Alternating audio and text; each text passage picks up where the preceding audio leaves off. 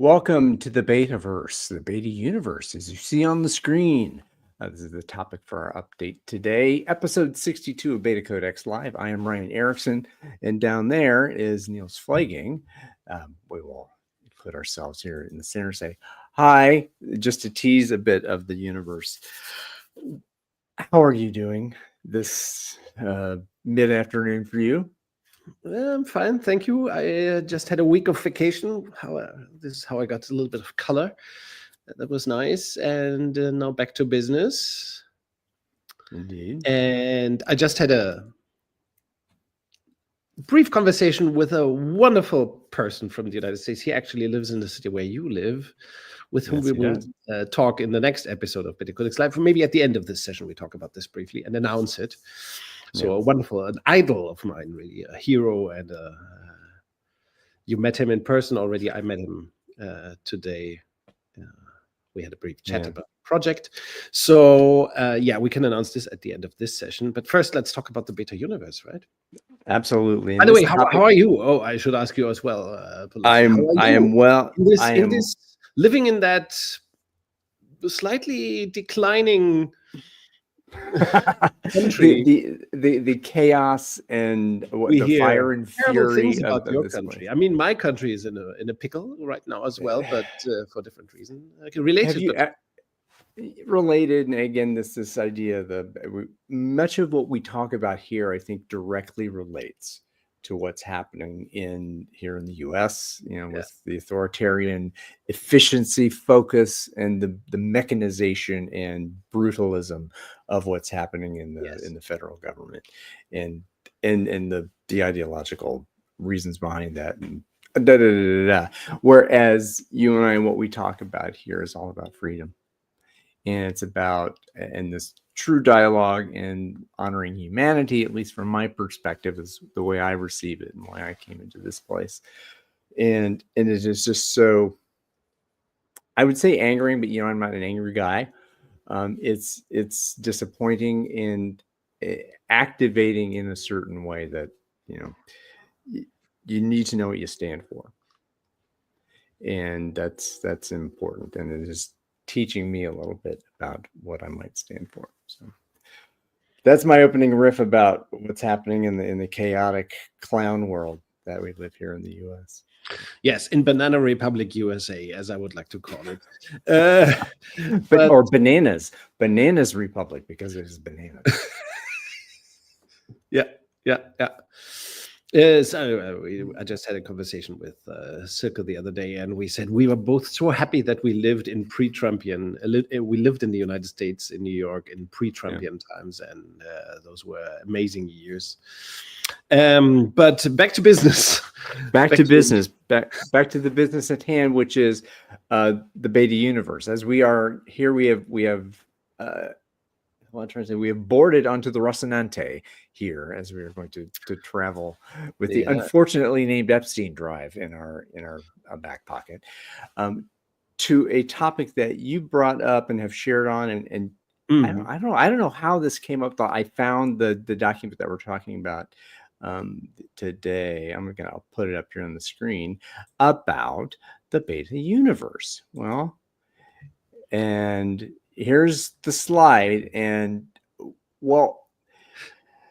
you don't have to move on to the next slide yet. Maybe give a little context first, right? Yes. Oh, please. What would you like to say? Why did this come up for you? Why do you want to talk about this today? If I remember well, if you maybe triggered by some conversation that we had, I was reminded of this thing. I put this kind of sum up or image about the beta cosmos, the beta universe, the beta ecosystem, as it's called here.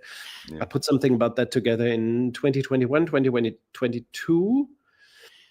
I think we had already connected at the time, right? Oh, yeah. This is early 2022. So I do not know, but the idea at the time was to show visually what was happening in beta, what it was about, what the different initiatives, projects, insights, results of beta have been since 20 2008, when the BetaCodex network was founded.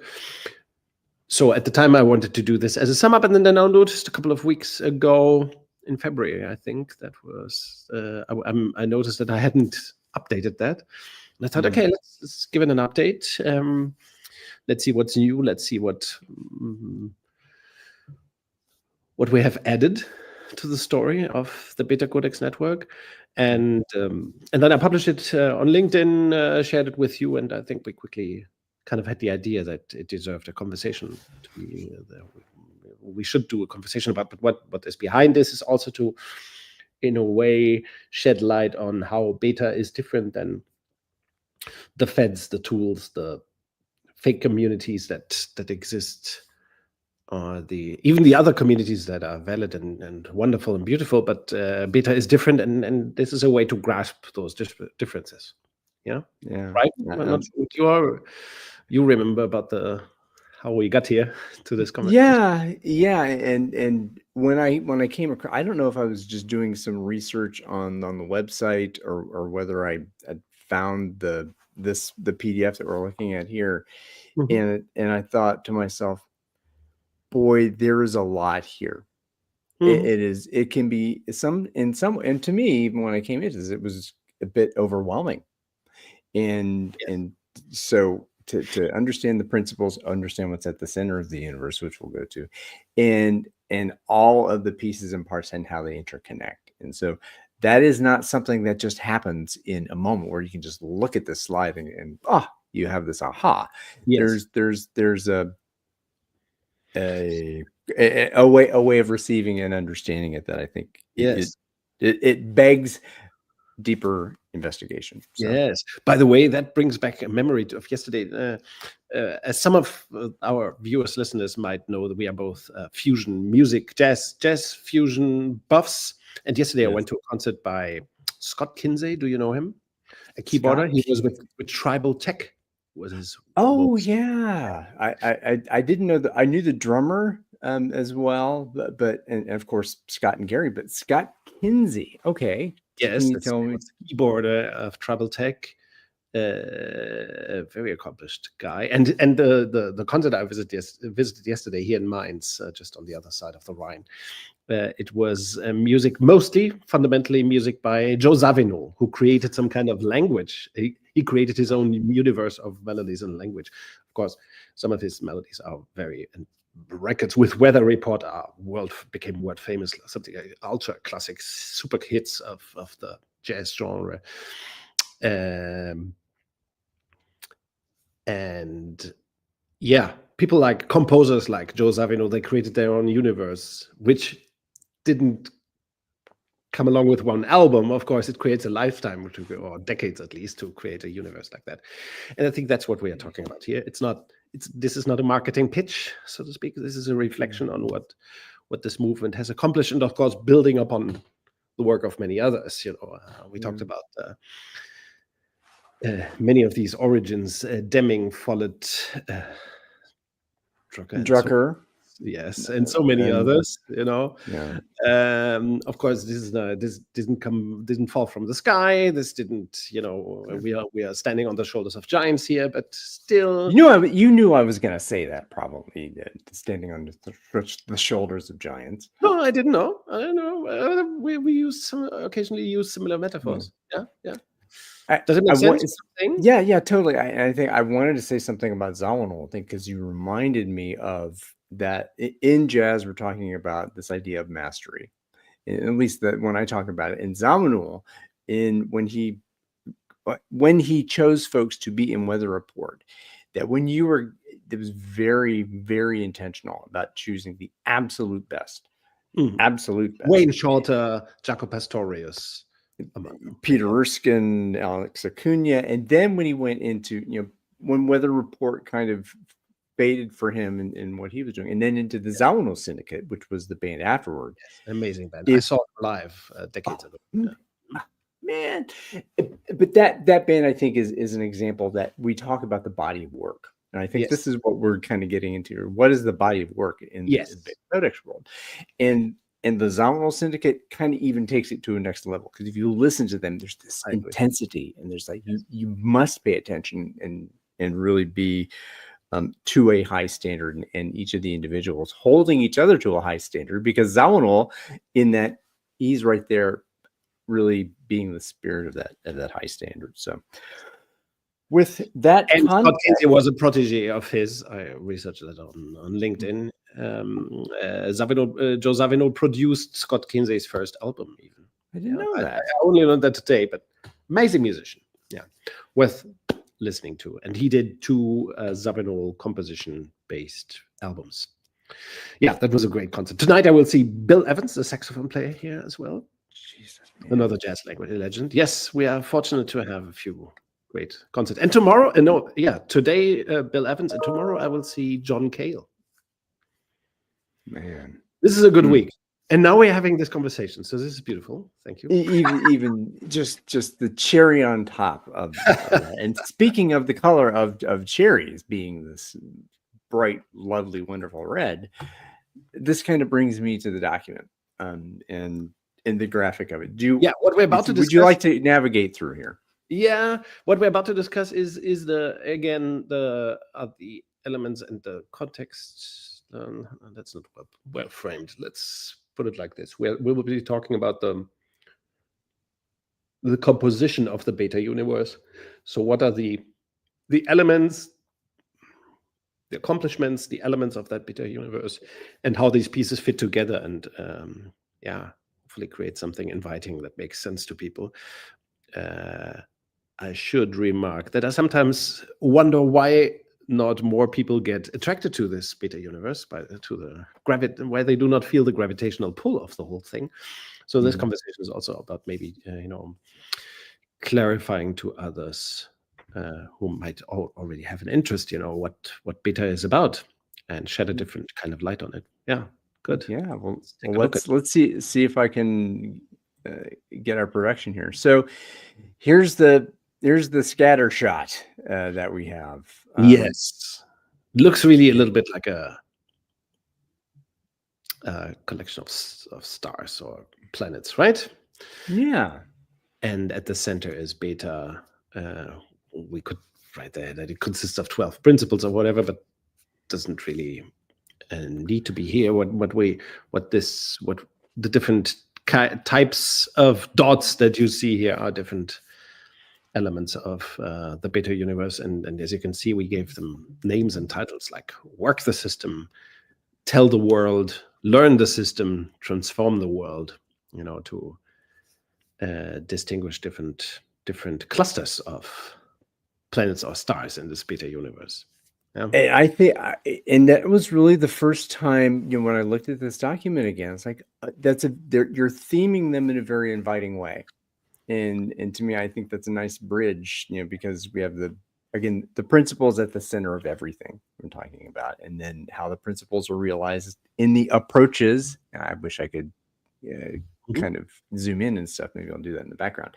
The approaches are in red, right? That's what you mean, approaches? The social technology? Yeah, the social technology, the approaches being in red, the bluish there on the right, the tell the world bits. And then the learning bits in orange, and I can't even see in the bottom right, was that the transform the world being in purple, and God, what was the other one in the bottom? It was teach the world. It was teach the world. I think that one too. So I'm going to bring this up in the background. So which of these, how would you like to navigate us through this? And I think one approach might be to explain how we got here, right? To understand the BetaCodex as a set of, or a universe that can be explored and then can be put to use to make beta organizations, beta organizing, beta societies, even organizational democracy happen. So I think a good way is to start to talk about the work the system dots here that are in red, like the center, right? So there are 3 social technologies, and we talked about this in previous episodes. However, it's worth remembering or retelling the story. At a certain point, this might have been 6 or 7 years ago, maybe when we developed Open Space Beta, we kind of realized that to grasp what beta is and was always a little bit intellectually challenging, intellectually hard. Now we have, for example, these booklets. You translated the English version with me. So we had ways of explaining the BetaCodex and its 12 principles and how they are related and so on. However, many people might have wondered, and some told me they wondered, okay, how do we put this into practice? What is it? What's the tool set, for example? What's the angle? How can we do this practically? And when we developed Open Space Beta in 2018, you see that here, the lower, the red dot. Second, I wondered, okay, if Open Space Beta is the transformation approach to get to a beta organization, what else should be there? Maybe we have ignored possibilities. Maybe we have not acknowledged sufficiently that there are social technologies hidden in beta or needed to bring about a beta organization. So if you understand the transformation approach now, Open Space Beta, what are the other approaches? And it became very quickly clear to us that there had to be an organizational design and structural approach to beta. It was kind of obvious because we had talked of cell structures and cell structure design previously, but we had never acknowledged, okay, this is like a standalone social technology, something that people can learn and grasp and even buy for their organizations. So that was the next step. First the transformation approach, Open Space Beta, then we leap to describe and codify and share as an open source social technology, the cell structure design approach. And of course, at the same time, we realized, okay, then there needed to be another side of the coin to cell structure design, the performance approach, as we call it now, which is relative targets, which became relative targets. Relative targets was always, since the days of Beyond Budgeting, it was the word existed, relative targets existed, but it was meant as another way to frame targets, another way to not to set targets, but to use targets in a beta organization. So we had already used that terminology before, even before 2008. However, then in 2021, early 2021, we decided to turn that into a social technology as well. So say, okay, this is we need a performance systems approach or a performance management approach in conventional management speak. So let's turn that into a social technology again. Then we have a trinity of social technologies: Open Space Beta for the change process or transformation process, cell structure design as an org design approach, and relative targets for performance systems. And then we thought, okay, maybe there might be something else. We then figured out other stuff. Or there might still be other stuff to discover, other red planets, so to speak, to discover. However, we thought of stopping there for a time being. Yeah. Right. So to reflect on what you're talking about again here, you start with the core, right? The center of the universe being the principles, and that as you were bringing that to the market, we're talking about it's very. I'm trying to move this around, but you can't. Yeah, it's EF, my friend. Yeah, it's because it's there. Oh, good Lord! I should have sent you the PowerPoint. It's well, no. Here we go. So what I was trying to say before I confused myself with my mouse pointer, but what you said, we start with the principles and then you have the transformation approach to realize the principles. That feels like you're finding it was more abstract in that way when you were doing the explanation of, oh, these are the principles, and then going through the flipping in the center of the Open Space Beta approach, and that you said, oh, well, in order to reinforce what you're talking about from a principle perspective, you go again, what is the structure? What is a cell structure versus what you're seeing, right? Kind of visualizing and then reinforcing the concept. So I think that it's just reinforcing them and packaging them differently, because before we had articulated these three concepts as social technologies in their own right. Again, we had used the terms, we had known most of the concepts, but then we kind of bundled them into meta approaches. So these are already, powerful approaches. Open space beta consists of many concepts, as you know. Cell structure design consists of many concepts, if you look at it closer. There's a concept of internal market. There's a concept of, how to create, organizational transparency that comes with it, how to set up teams and team dynamics and dynamics beyond among teams. So, and relative targets also, it doesn't talk.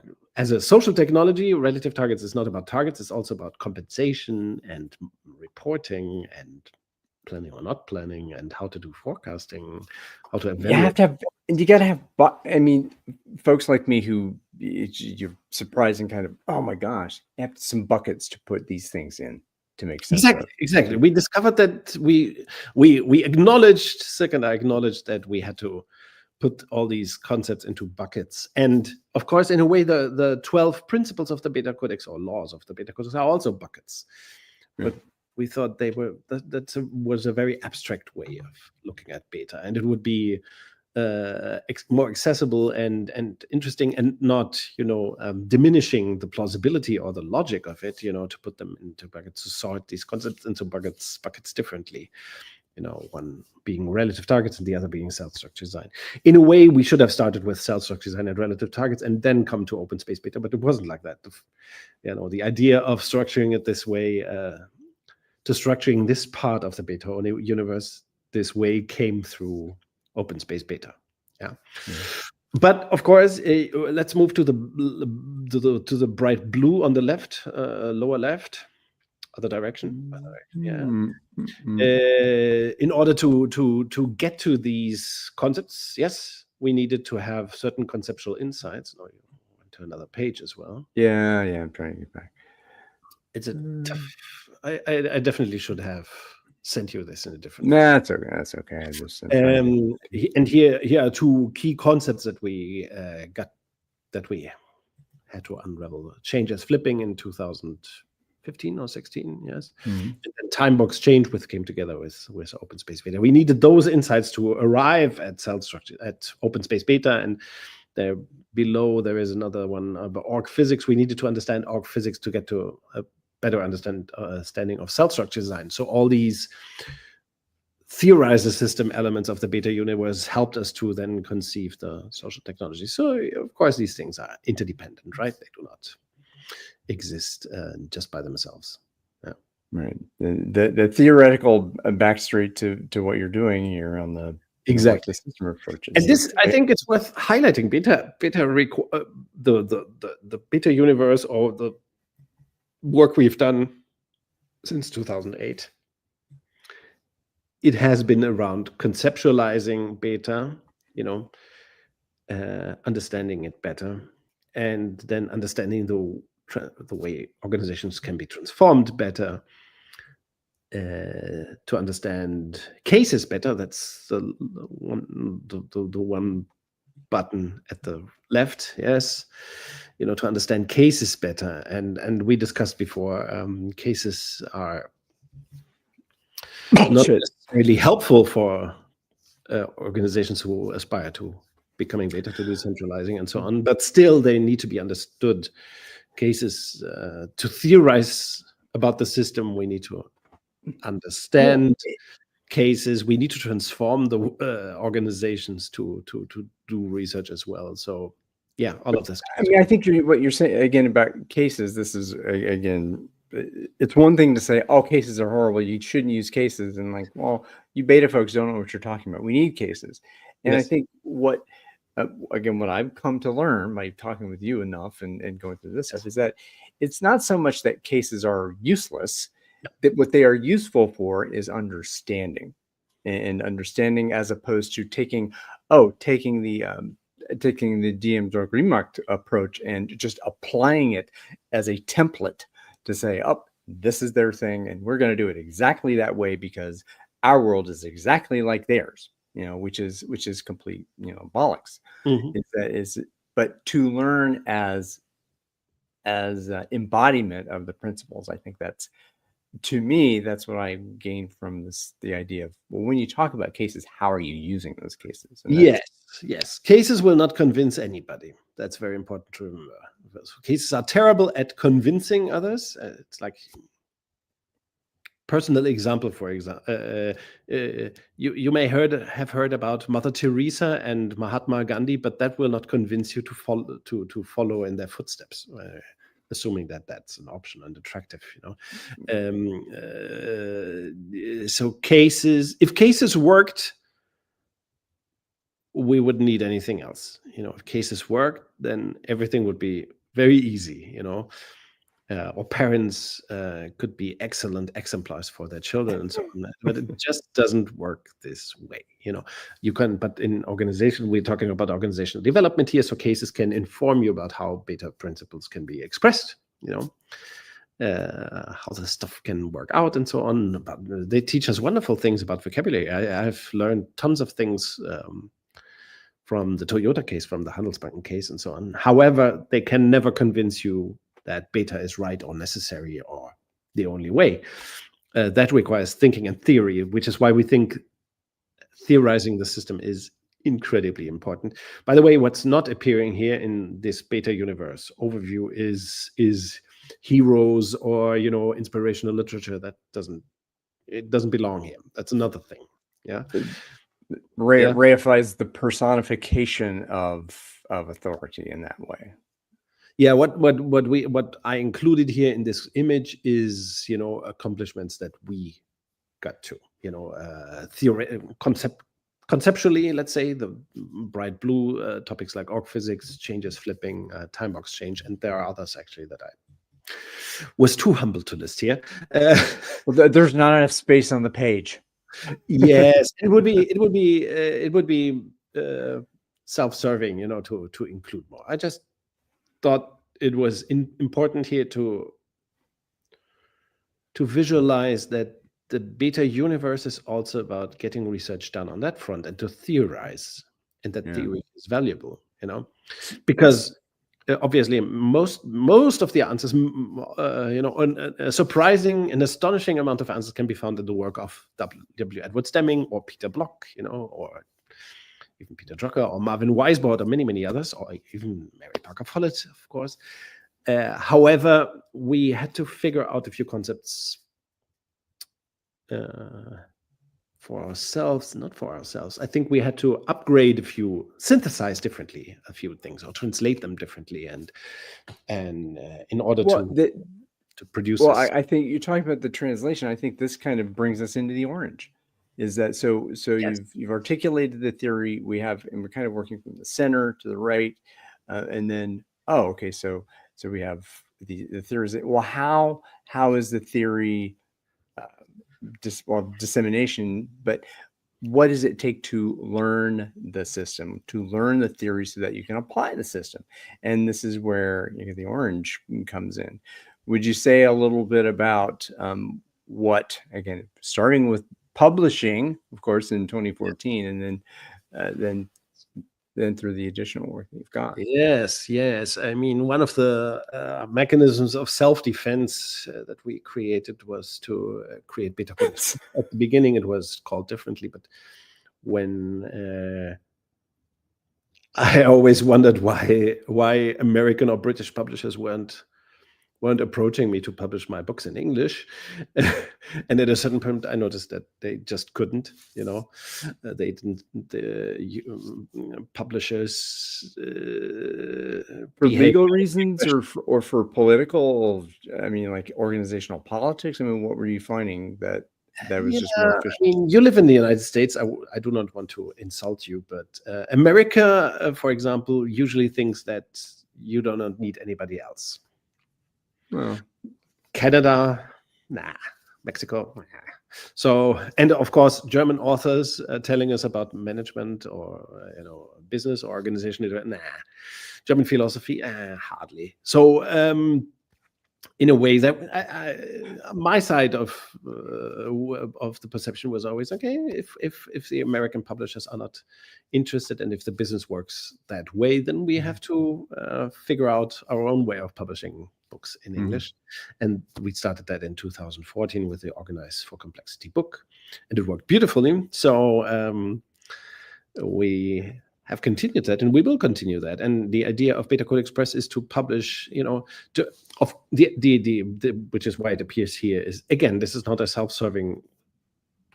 It's not supposed to be a self-serving marketing bullshit slide, this one. This is supposed to help everybody understand, okay, if you want to create a beta organization, or if you want to learn about beta and use it in your consulting work, you have to learn a lot. And even worse, so to speak, in order to create or promote beta transformation, it's advisable to use scalable learning tools. So what's most, and books and booklets and other stuff we publish, like posters and banners and card games and so on, they are amazingly scalable. They do not solve all problems for all kinds of purposes, but we noticed we needed to publish stuff, which is one of the first things that we did together, right? To translate, to get the laws of the BetaCodex published in English. Thank you for showing it, exactly, which was published with BetaCodex Press.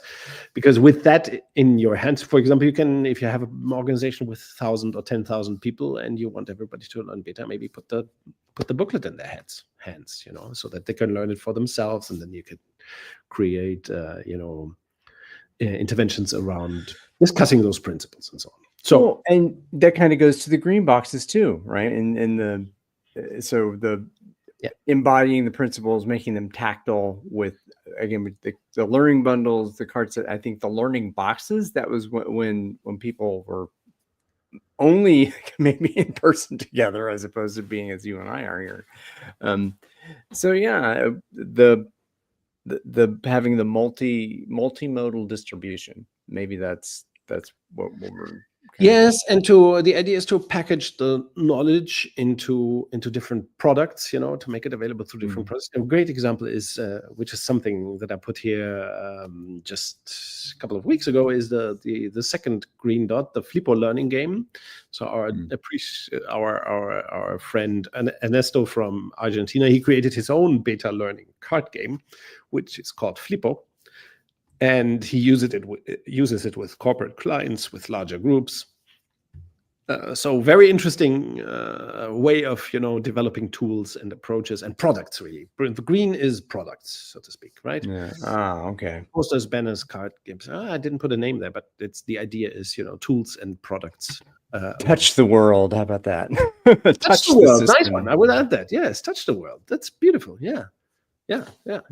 So.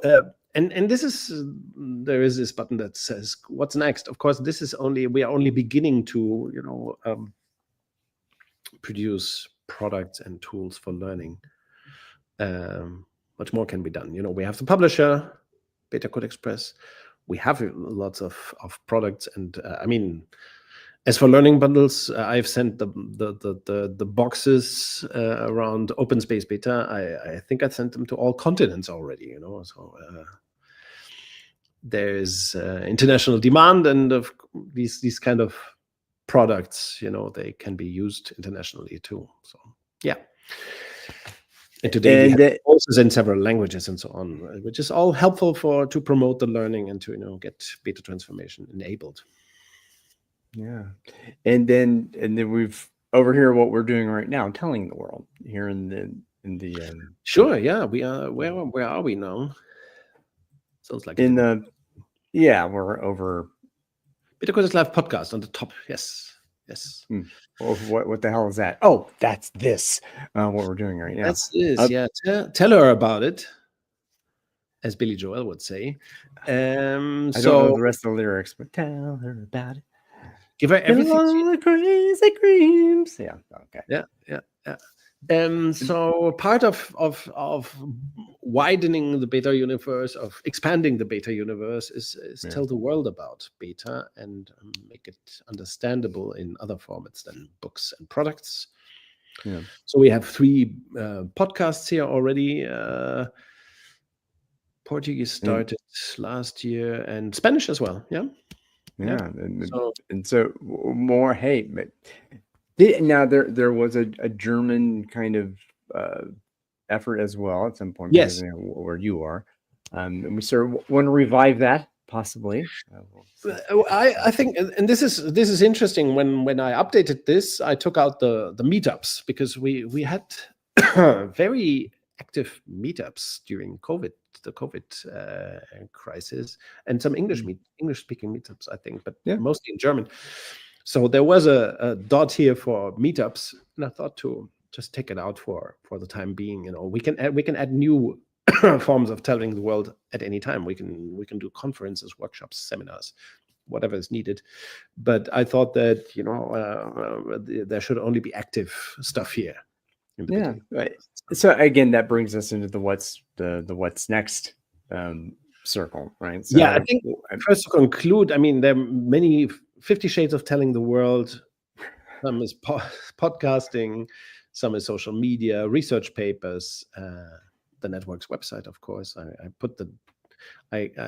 course, I had to look up some of this information. When did we? There were we are in the third generation of the community website, and I looked up the dates when we rebooted them. Yeah.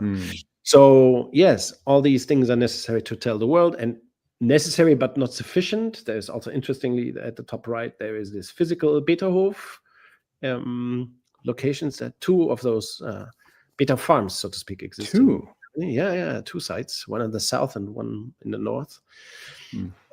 Totally, let's say, entrepreneurial undergoing. So Sigrid and I are not involved at all with that, but I think it's a lovely thing, and there will be a beta conference in one of them in May, I think, in April or May. For those of you all around the world who want to travel, now this would not be in Wiesbaden, but this and to speak German in this case. And to speak, of course. Well. In Wiesbaden, of course, we do other events in Wiesbaden too. I mean, not all event formats appear here. Yeah, this is just, the idea is just to highlight more continuous things. Yeah. So again, this is just the top of the water, and each of these colors could be, extrapolated into other places. Yeah, you could put more moons next to do you remember that tool Prezi? I think Prezi was that tool that you could click on each of these little, and they would take you into the special universe. So in interactive mode. But so this is the landscape, or the universe. Again, the ever expanding universe. There's a Monty Python joke in there somewhere. But so then the question comes, okay, so there's the what. I missed two, or we forgot two, which are Myself at Work and Comenius, which are other learning systems or other modes of learning, or which we have not discussed in this format as yet, in this forum, which may be a way that we can demonstrate how the principles of the BetaCodex apply in terms of. Maybe that's another series of episodes. We're right now talking about what is the system, the universe of the system. Yes. What's in it. We've talked about transformation a lot and theory a lot, but I think these the other tools that touch the world, right? So maybe this is the theme of the Touch the World episode. Maybe. So for sure. Just to give a little bit of context, the idea for Comenius came up in our work with organizations, and us thinking, okay, if we work with larger organizations, how do we, beyond books and posters and booklets and card games, what other modes of learning would be good to have? And we came up with this idea, inspired by a company in Canada called Coaching Ourselves. They created a way of, they call it peer coaching. It's really small group conversations that would allow peers to learn with each other, for each other, in conversations, reflective conversations, about organizations, and Coaching Ourselves developed that for managers exclusively, which we thought was not ideal. We wanted to, we thought of reaching entire democratization. Yes. All levels of organizations. So we thought, okay, if imagine we have a client with 10,000 people, can we reach 10,000 people in few days or weeks, and enable them to learn for themselves in a voluntary fashion, in an inviting way, invitational way, learn pretty much the same things at the same time in small group conversations, very much like open space but without open space, And the result was a didactic, really a social technology that's not depicted in the graphic anymore. We call it learning circles by Red 42. And out of that came a learning platform, a software tech platform, and an ed tech company called Comenius, and we launched that 3 years ago. What does it say here? 2021. Yeah. So yes. Comenius came from the realization that, okay, we must have something more, to promote beta learning and all kinds of learning in organizations about complex matters, stuff that cannot be learned through checklists and stupid, individualizing courses, online courses. Yeah. Well, I mean, and if you're talking about growing learning through an organ, I don't like the scaling term. It's kind of just, but if you're talking about growing learning, you want to have that happening simultaneous with people doing it together, creating the bonds of social density that that's a natural process, as opposed to shipping a couple people all over the world, giving them a blast of 2 days of 16 hours that you got to know everything. All the stuff here in 2 days, you have to know this entire universe, and you got to shove it into them and then expect that to just grow, as opposed to what you do with an actual living being is that you nurture it, you feed it, you give it air. And I think that's part of this idea, again, the small group together with each other, for each other, developing the bonds and the connection to be able to expand and grow, as opposed to scaling, which is what you would do with a machine. So yes, I sometimes use the term scaling in relation to Comenius, but it's kind of with a wink, because open space, for example, how does open space scale? Because open space is also about small group conversations, but you can have many. You can have thousands of people in the same space having small group conversations. So it scales to thousands of people. No. In a way, right? In a way. Yeah. In a way of expressing this you can reach large groups through small groups. That's what it means. No more, no less. Yeah. And this comes through about learning and showing and speaking the language that is spoken, starting with that so when we're talking about, so how do you scale this? Well, there's one approach you could just argue, like I'm probably doing right now. Oh, no, you don't scale, you grow, or and it's totally the criticism, all that criticism about the bullshit word scaling is totally correct.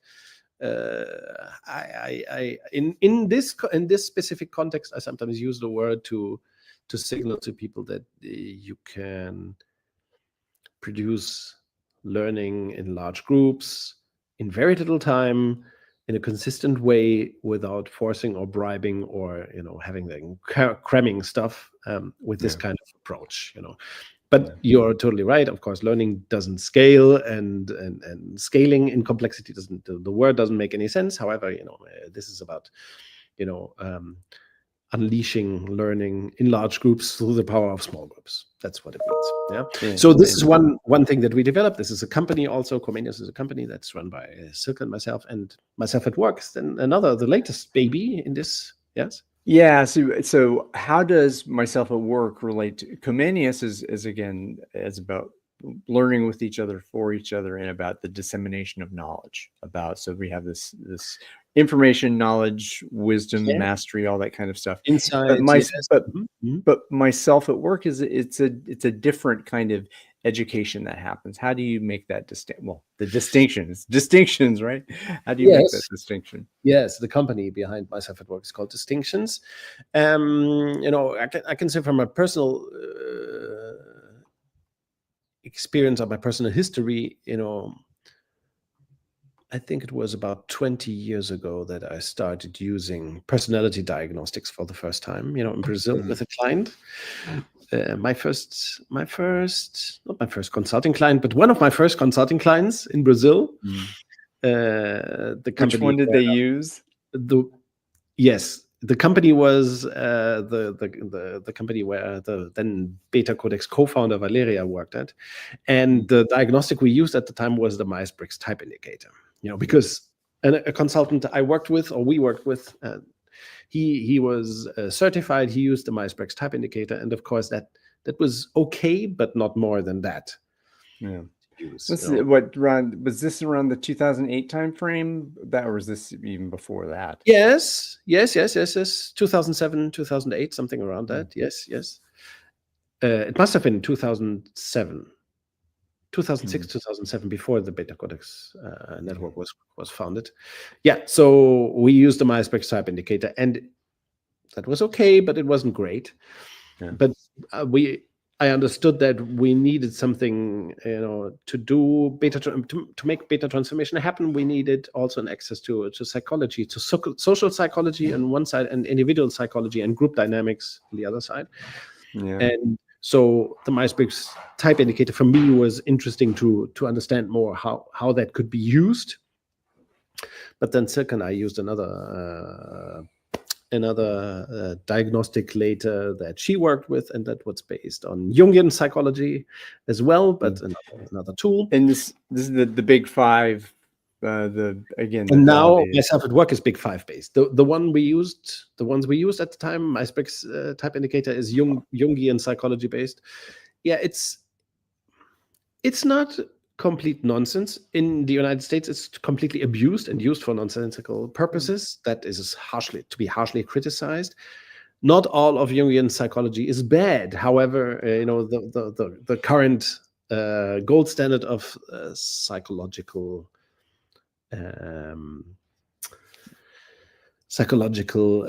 analysis, let's say psychometric diagnostics, that's the correct term, yes, is the big five model, which is far more powerful than Jungian psychology, of course.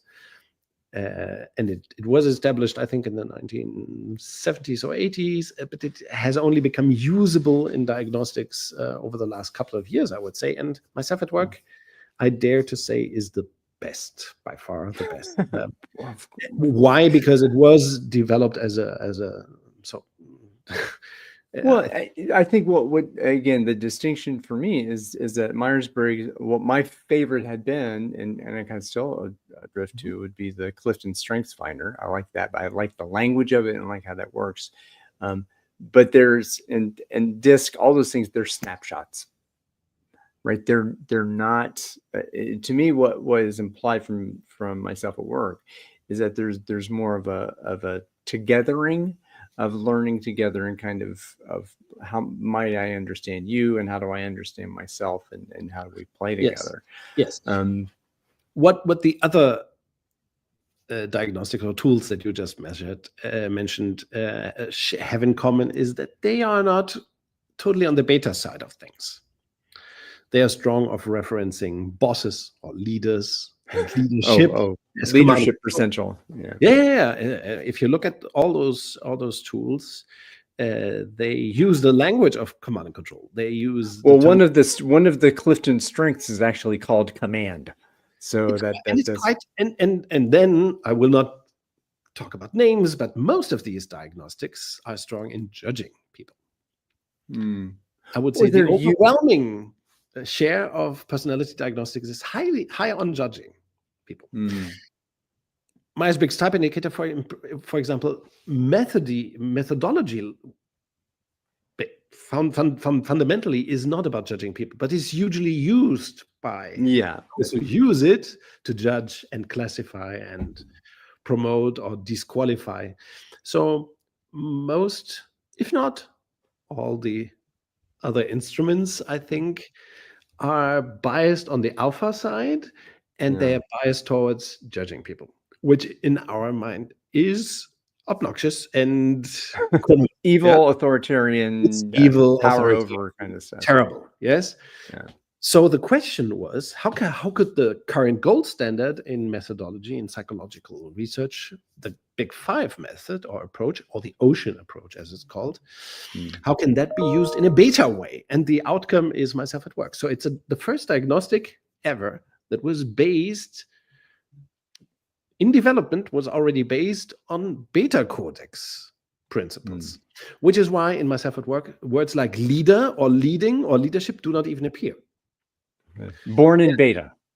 Yeah, it's about with each other, for each other, and connection and relatedness and togetherness, and it's about working on eye level and so on.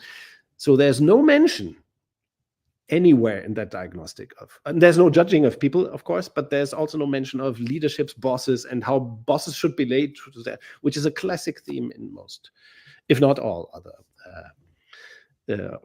psychometric diagnostics and their debriefings and so on. So all this is systematically excluded from my self-at-work, which makes it very interesting to people who have already suffered from other diagnostics, who have had diagnostic harm inflicted upon them. For example, my brother, when I told him his name is Thilo, I said, Thilo, he's a manager, he's an executive. I told him, look, we're developing this diagnostic. He said, like, oh no, I already know how that shit works, and I do not want to get close to any diagnostic again in my life. So I explained him what I just explained here. And he did the diagnostic by self-at-work, and he said he was amazed, how it's different, and that it has nothing to do with the other diagnostics that he had suffered from. So yeah, this is a way of using personality diagnostics, psychometric diagnostics to be exact, or personality testing, if you like to call it like this, in a way that is not command and control oriented, in a way that's not judgmental, that is not for the purpose of promoting or hiring people, but designed for the purpose of, unleashing human potential, really human development, and let's say organizational transformation in our sense. Well, it's philosophically different at a fundamental level. Yes, and it is very consistent. This I can say that this is very consistently applied. So that diagnostic is already launched. It was launched last year. The English version is still in beta, but anybody can already buy it. Get in touch if you like, or check out the website. And it's a very, very powerful, beautiful tool, beautiful instrument that can be used in beta transformation and beyond. This is usable for everyone, literally everyone who's working or interested in working. Well, wonderful. Yes, developed by Silke, by the way. Yeah, and all of this, the universe is a growing entity, right? So in this, none of these things are. It is a stable system, but it is not a static and dead system. Right? So each of these planets in the solar system in the universe, they are growing. And yes, our ambition, of course, is to grow this universe, to make it more complete, to achieve insights in theorizing the system, to add more social technologies working the system, to tell the world more effectively about it, to transform the world, more organizations, and to make the learning more, to create even more, avenues of learning, beta. And so all of these elements or clusters should be worked on. And we're in the process of doing that. So what do you think is missing at this point? Where I would say you are missing, not you, Ryan, but everybody should contribute. So all the viewers and everyone who listens should think about, okay, do I want to get involved with this? I think part of our conversation is that we want to convey that this is worth getting into. And it's not just about and it's deserving of commitment to commit to the knowledge and to understanding. It's a no bullshit way of looking at organizational development, of how to where organizations should be taken to. It's a pretty consistent and broad, approach to looking at organizations differently, and I hope this also transports that we've come a long way since 2008. Absolutely. I think it is evidence of that, and I think those of us who care and who wish to be involved in this universe will continue to take it further. Yeah, this is an invitation for everybody to join, to join into the research, to take a good look at the website, get involved in the what we call research, which is basically telling the world, theorizing the system, we can do research in all kinds of manners, also researching transformation cases, BetaCodex, beta cases. So much is possible. And everybody, literally everybody is invited to join. Absolutely. And all are welcome. All are welcome. Maybe that's a poltergeist reference, possibly. Would you like to say anything more about the universe before we kind of look forward into our next episode, into episode 63? No, I think we are looking forward to feedback, and maybe we missed something or left some question open. Please get in touch. Yeah. I was just going to say, we're going to share the recording of this and with all the assets. So we'll have some clips to dive into each of these elements, and a new iteration I would imagine will be coming at some point. And if anyone out there wishes to do that, you are welcome to do so. The resources are available to you. If you want to draw multiple slides, if you want to do a Prezi, you want to do a PowerPoint, it is totally open. Yes. And it is not as some frameworks to bring agility and that are secure, right? Dare I say safe. You don't have to pay to have these assets and to use them and utilize them. So wonderful. That I think leads us nicely into what's next. Yes. And the next episode is supposed to be something special. Drums. Next time we want to have a guest, right? Yes, the illustrious author, consultant, and inspirational figure, Peter Block, will be coming onto our screen and sharing his wisdom and knowledge and invitation to learn with him here. Yeah. I don't know what topic we're going to go into yet, and I think we want to talk about his work, but we haven't framed the topic. Today, he told me, by the way, that his book "Flawless Consulting," his first book, I think. I asked him how many copies did it sell, and he said 1 million. Wow. I hadn't guessed it. So yes, Peter Block is a very, let's say, illustrious, almost famous figure in the a renowned figure, a best-selling author. We discussed his wonderful work, Confronting Our Freedom, published together with the great Peter Kostenbaum. We discussed that in another episode, 2 episodes ago. So if you want to learn about part of Peter Block's work, please watch that. And I think we will want to discuss a little bit his career and what different insights or what he thinks is important in all and beyond. As is in true to form an open space, whatever happens is the only thing that could have happened, and we will invite what emerges there. Yes, we are certainly very happy that Peter Block will be joining an episode, because we have thought about this for a year or something like that, right? Yeah, absolutely. And I think what again, as I came so late to the book, you invited when it came out in 2023, and I kind of just recently came to it. It is an aha moment to read the Confronting Our Freedom book and to see how close it is to the center of what we discuss here in the Beta universe, about taking responsibility and being with one another in community, but being serious and taking accountability and really owning the aliveness of the organization that you inhabit. And just so much there, and I'm thrilled to have to be able to have us host Peter in this forum. And yes, on the 28th, I think we're doing it a couple of weeks from now. Yeah, good. Thank you very much. Thank you for your time, Ryan, and everybody who's listening in. I stole that line from you now. Thank you for the precious gift of your time and attention. Don't forget, everything will be fine. America, especially, but America and beyond, everything will be fine in the end.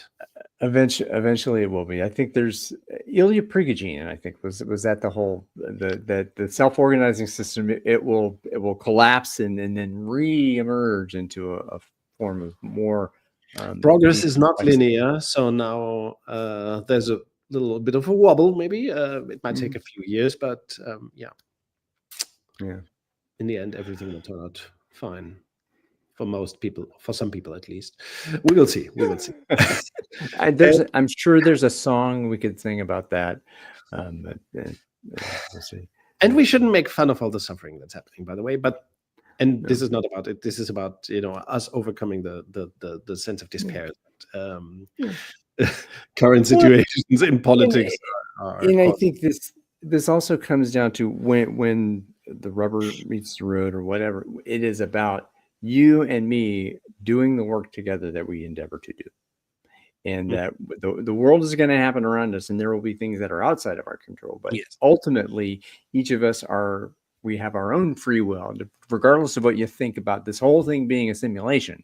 I don't give a crap about that. It is the work we are doing right now together. That's what is important, and can change and can have an impact on the world around us. Confronting our freedom is a bugger. It's a shitty value proposition to say anxiety is the cost of freedom. I love that bit. That's in the book, in the Confronting Our Freedom book, right? Oh yeah. It is. How is it framed? Confronting Our Freedom. It is very early in the book. Very funny. Very funny. It's the philosophic insight. I stumbled on that I think yesterday, looking inside the book again. It's a shitty but it's the human condition that we have to confront our freedom, right? And please read the book if you haven't still read it. Confronting Our Freedom by Peter Block and Peter Kostenbaum in 2023. That, and of course this one, we're probably going to go into that one a little bit as well. Community by Peter Block, and I always recommend the Stewardship book by Peter Block, which changed my mind, changed my life. I must say. And the answer to how is yes. Is that that's the other one? Yes, I have it. I do not understand a word. I will not even dare to ask Peter Block about what the book is about, because I probably will not understand his. There are some of Peter Block's books that I do not understand. Well, yeah. Which is neither a problem nor a solution. It's just interesting. Most authors publish books that I have. Well, he does say a word about it. Fleming's first book. I do not get much out of it. Out of the crisis. In Confronting Our Freedom, I think Kestenbaum says something about German philosophers. You only understand what they're talking about by the second chapter of the book, which is actually the second sentence of the book at that point as well. Yes, Germans suck, and the German language sucks, and German philosophers. Still, you have to read them. Yes. Should I tell them that I had deviating totally, but the official part is already done. The official part is done. We're just riffing here. I will cut this off at some point. I'm trying to rejigger how these episodes happen and make them in other forms. But so there's a joke I heard the other day. I'm probably gonna whatever it is. So Schrodinger, Gödel, and Noam Chomsky walk into a bar, and somebody tells them a joke, and they don't laugh at it. And Schrodinger says, "Well, I don't know if the joke is funny or not, because I can't see the joke." And Gödel says, "Well, of course the joke isn't funny, because you have to be outside of it to witness the joke." And Chomsky says, "Of course," Chomsky says, "Of course it's funny. You're just telling it wrong." So. Right. So what are you talking about, Ryan? Well, it means that you have to know who Schrodinger is, right? The Schrodinger's cat. And you have to know who Gödel is about incompleteness, and you have to know about Noam Chomsky being more. He's an American. He's the only American in this, but I do not get his what he thinks. He's a linguist. But you're telling it in a bad way, because Noam Chomsky always knows everything better. Is that the thing where Noam Chomsky comes from? He is at his core a linguist. He has become to be much more politically associated, but his mastery is in linguistics. So that's okay. where that comes from. Okay, I'm not a fan of Noam Chomsky. I must say, I dislike his work. Yeah, he's like. Do you like his work, Noam Chomsky? Well, I haven't read much of it. I go over the top of it. The one work that inspires me, much of the work that I'm interested in, is manufacturing consent, which is this idea of industrializing a conversation so that only certain pieces of that conversation are acceptable. That sounds terrible. Who suggests that? Well, that's Chomsky. That's his book, Manufacturing Consent. That's why I dislike Chomsky, because of that kind of stuff. The wording and what is that? Is that a philosophy of manipulation? It sounds like it. Right? Well, it is. I think. I always think whenever I read something, even interviews with Chomsky, I think the man is evil. Maybe I'm totally wrong, and I do not get his ideas at all. Maybe his language is just alien to me. But as a linguist, that's a kind of damning condemnation. No. I think he wants to be elitist. He's considered a grand American intellectual. I'm aware of that, which is why I've tried several times to understand his work. However, every time I get closer to it, I think it's evil. It's the dark side calling me. No, I don't want to be there. But this is really wrong. Maybe I've still figured it out. I think he's highly admired in the United States. Well, many people who may not deserve to be are admired here and there and through history.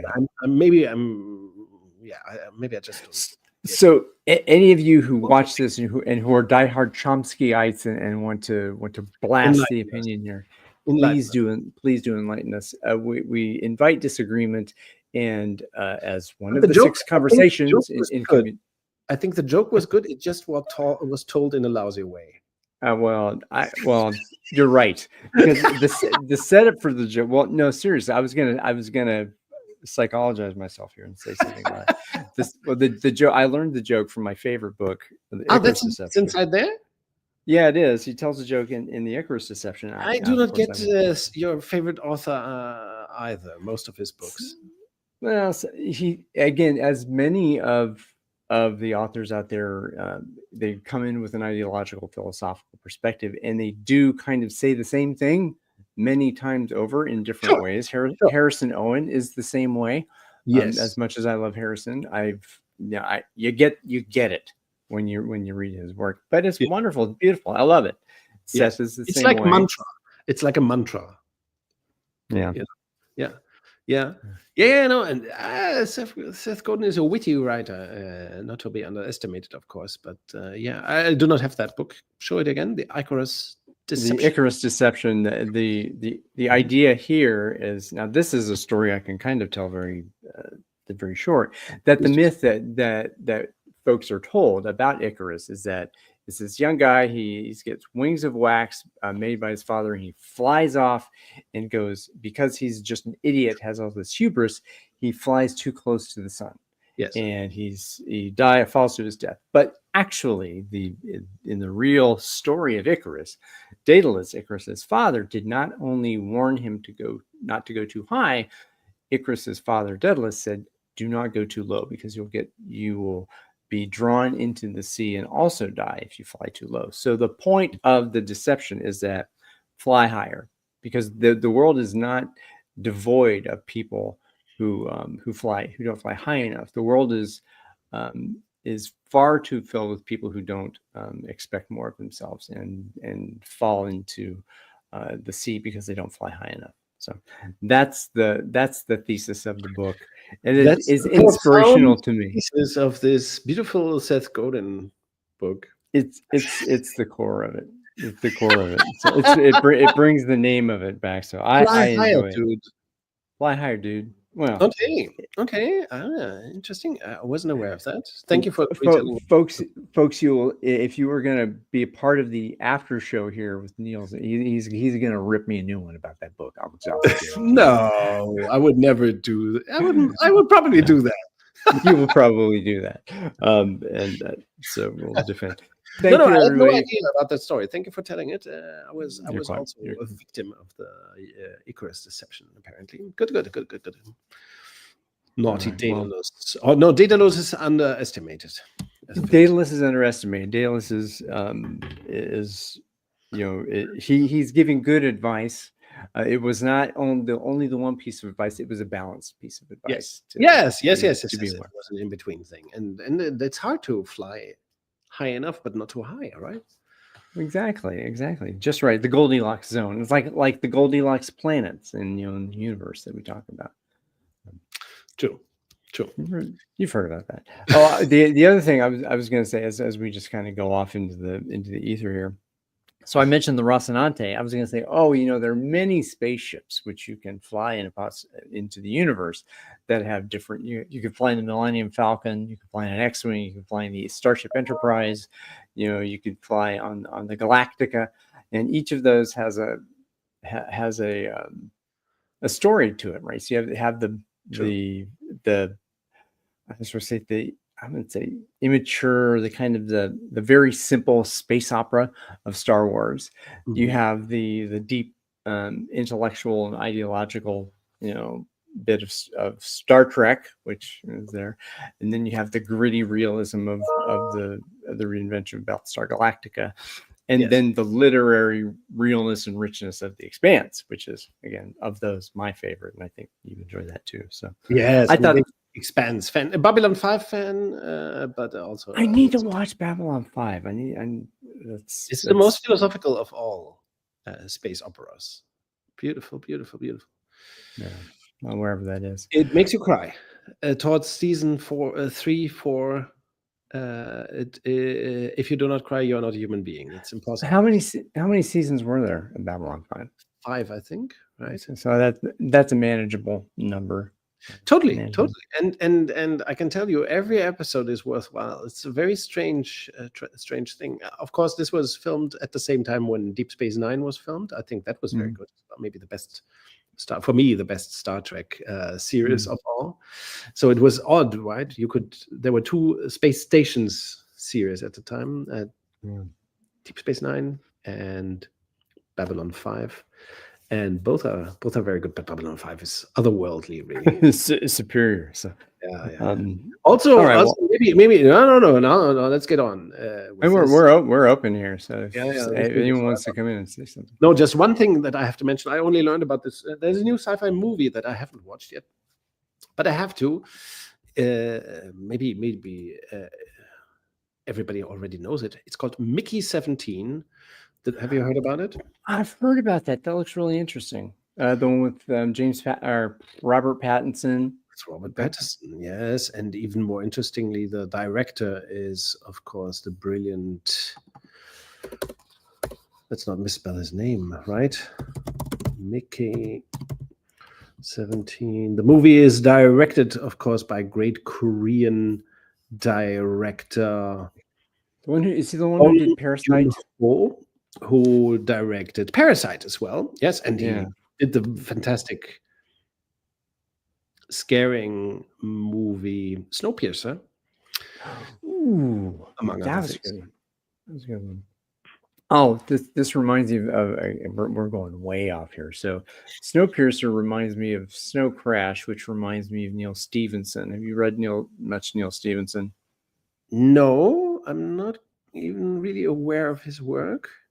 Yeah, so Snow Crash was the one that he became not famous, I guess, noted for. I haven't read that one. The one I did read, the science fiction one that really was very interesting, is called Seven Eves. It goes through several thousands of years of human development after a cataclysmic event. So the moon is split by a meteor into 7 pieces, and it basically destroys the planet, and then you learn what happens to humanity after that. It's very interesting. Okay, I haven't even heard about that. Okay, that's a first for me. Interesting. Right. Any other? Do you have a fiction recommendation for me? I need something to read other than. No, nothing new. I'm not currently. I'm too busy writing the book on relative targets and doing other work-related stuff, I cannot even read much fiction. Yeah. And I read this fantastic book by D. Hock. D. Hock, the beta the Visa guy, right? The Visa guy, yes, co-founder and former CEO of Visa. He passed away in 2022, I think. Yeah, not long ago. And he wrote a book about Visa, but I think his books of how to put it, not quotes, how's the real word for it? Aphorisms. His 2 books of aphorisms are much more interesting. So yeah, that's the kind of stuff that I've been reading recently. Very, very interesting stuff. Yeah. We might do an episode about one of those books. I was going to say, so we got the beta universe. Now we have the beta book list. I think that might be an interesting one too, about to bring that up. I don't know, the beta library. Yes, possibly. Yes, beta. So beta. Here you go. We talked about this too. Is beta universe. We talked about beta university. I think that was one thing that that we discussed, that this is a learning. This is that. Okay, so we're going way off. We can discuss the efforts, and we might talk about books again. We started this podcast talking about a book, right? We started with the What Would Drucker Do book. So maybe we should go back to aphorisms and quotes. Yeah, at some point. D. Hock? D. Hock. Highly recommended. All right. Okay, buddy. I'll see you on the back end, and we'll talk a little bit about what happens next. See you all in the world. Thank you for the precious gift of your time and attention. Be well, do well. Talk to you later.